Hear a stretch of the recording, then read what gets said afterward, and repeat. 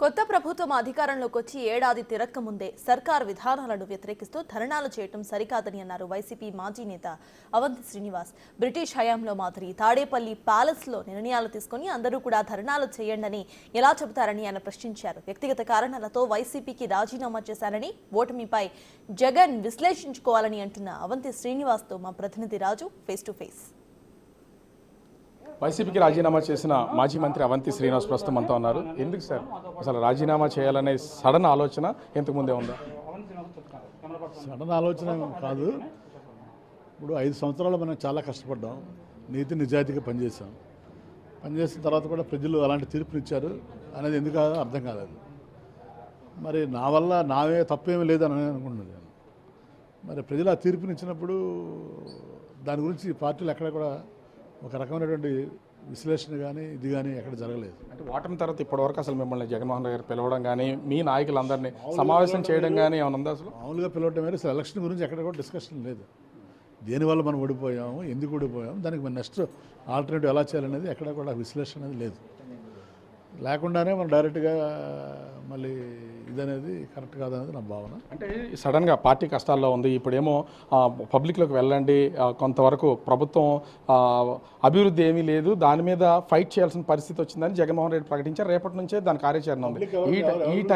ఈ టైంలో మీరు బయటకు వచ్చేయడం అన్ని ఏం చెప్తారు? నేను ఆయన కష్టాలు ఉన్నప్పుడు వదిలిపెట్టి రాకూడదని ఎన్నాళ్ళు ఉన్నాను. 6 నెలలు కొంచెం సమయం ఇచ్చా, మారుతారు అని.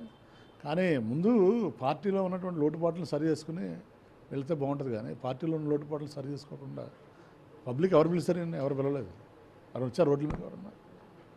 సో ఇప్పుడు కూటమి ప్రభుత్వం చేస్తున్నటువంటి పరిపాలన ఎలా ఉంది? దానికి మీరు మంత్రిగా ఉన్నప్పుడు, మీ ప్రభుత్వంలో ఉన్నప్పుడు రెండింటికి వ్యత్యాసం అని చెప్పగలరా గడిచిన 6 నెలలకు సంబంధించి? అది అంటే ఇప్పుడు టూ ఇయర్లీ కదా, 5 months అయింది. నేను చెప్పేది అదే.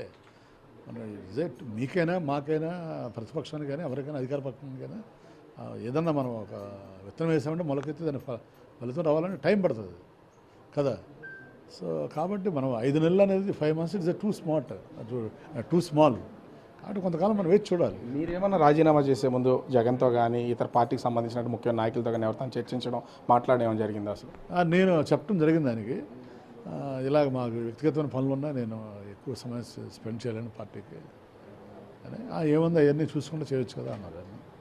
మరి ఆయన చేయగలరు అవి 2 బ్యాలెన్స్గా, నేను చేయలేనండి, నాకు కొంచెం వ్యక్తిగత కారణాలతో రాజీనామా చేస్తున్నాను. రాజీనామా చెప్పలేదు, దూరంగా ఉంటానని చెప్పాను నేను. 15 ఏళ్ల సుదీర్ఘ రాజకీయం ఉంది, పీఆర్పీతో స్టార్ట్ చేశారు. ఇప్పుడు పవన్ కళ్యాణ్ మళ్ళీ డిప్యూటీ సీఎంగా ఉన్నాడు.